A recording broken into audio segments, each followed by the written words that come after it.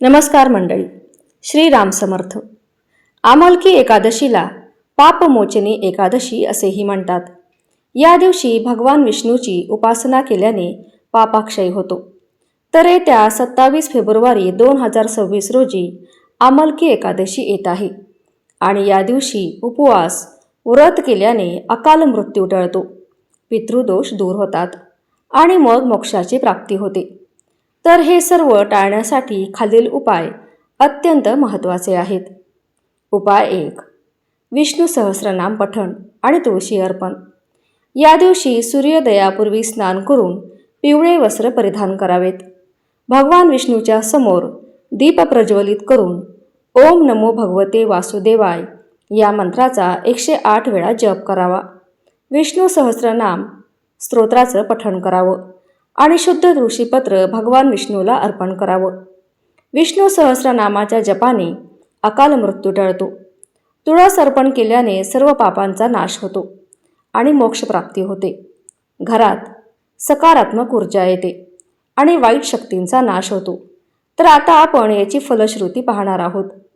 प्राचीन काळात एका राजाने अनेक पापे केली होती. त्याला स्वप्नात भगवान विष्णू दिसले आणि त्यांनी हा उपाय सांगितला. त्या राजाने आमलकी एकादशीला विष्णू सहस्रनाम पठण करून तुळशी अर्पण केली आणि त्याच्या आयुष्यातील सर्व संकटे दूर झाली. उपाय 2. पिंपळ आणि भगवान विष्णू यांची पूजा. एकादशीच्या दिवशी पहाटे पिंपळाच्या झाडाखाली जाऊन त्याच्या मुळाशी गंगाजल व दूध अर्पण करावे. त्यानंतर पिंपळाला ओम नमो भगवते वासुदेवाय नमः हा मंत्र म्हणत 7 परिक्रमा कराव्यात. सायंकाळी पिंपळाखाली दीप प्रज्वलित करावा आणि विष्णूच्या चरणी अर्पण करावा. पिंपळाच्या झाडात भगवान विष्णू वास करतात, त्यामुळे त्यांची पूजा केल्याने पितृदोष दूर होतो. पूर्वज प्रसन्न होऊन आशीर्वाद देतात आणि अकाल मृत्यू टळतो. जीवनात शांतता, समृद्धी आणि दीर्घायुष्य प्राप्त होते. तर आता आपण याची फलश्रुती पाहणार आहोत. एका ब्राह्मण कुटुंबात सतत संकटे येत होती.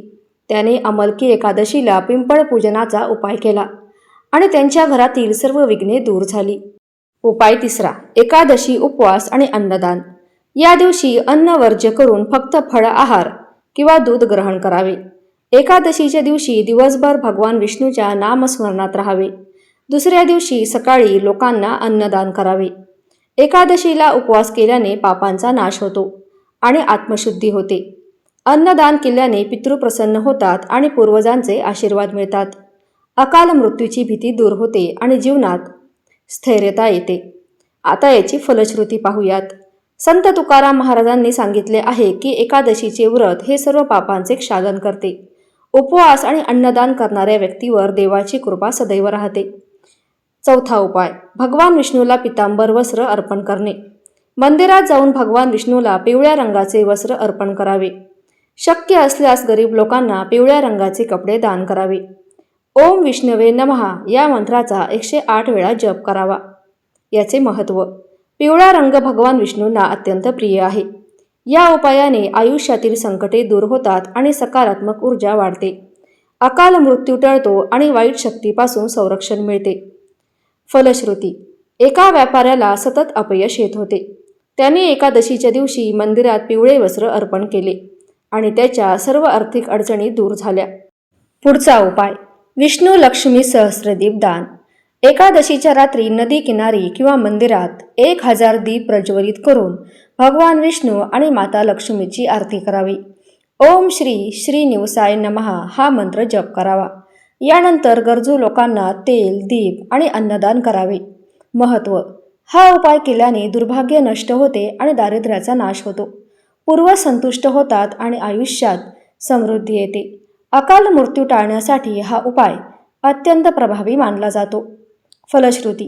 प्राचीन काळात एका ऋषींनी या उपायाने संपूर्ण गावाचे जीवन बदलले होते. जिथे आधी संकटे होती तिथे समृद्धी आणि शांती नांदू लागली. वरील 5 उपाय आमलकी एकादशीला केल्याने अकाल मृत्यू टळतो, पितृदोष दूर होतात, संकटे समाप्त होतात आणि जीवनात समृद्धी येते. विशेषतः विष्णू सहस्रनाम, पिंपळ पूजन, उपवास, पितांबर अर्पण आणि सहस्रदीपदान हे उपाय परम फलदायी आहेत. आमलकी एकादशीचा आणि नाडीशास्त्राचा दृष्टिकोन. आमलकी एकादशीच्या दिवशी चंद्र आणि राहू यांचा विशेष प्रभाव असतो. अनेक ज्योतिषशास्त्रज्ञ म्हणतात की या दिवशी योग्य उपाय केल्यास कुंडलीतील पितृदोष, कालसर्पदोष आणि अकाल मृत्यू योग दूर होतो. ज्या लोकांच्या कुंडली सप्तम, अष्टम किंवा द्वादश भगवत पापग्रह असतात, म्हणजेच मंगळ, राहू, केतू, शनी, त्यांना या दिवशी विष्णू उपासना करणे अत्यंत फायदेशीर ठरते. या दिवशी पिंपळ किंवा वडाच्या झाडाखाली तिळाचा दीप लावल्याने ग्रहदोष शांत होतात. कुंडलीतील मारक दोष, मंगळ शनी युती असल्यास विष्णूच्या चरणी मोतीशंख अर्पण करावा. पूर्वज आणि पितृलोकांशी असलेले गूढ संबंध. गरुड पुराणात सांगितले आहे की आमलकी एकादशीला भगवान विष्णू पितृलोकातील आत्म्यांना मोक्ष संधी देतात. या दिवशी व्रत ठेवल्यास आपल्या पितरांना स्वर्गलोकात प्रवेश मिळतो आणि ते आपल्याला आशीर्वाद देतात.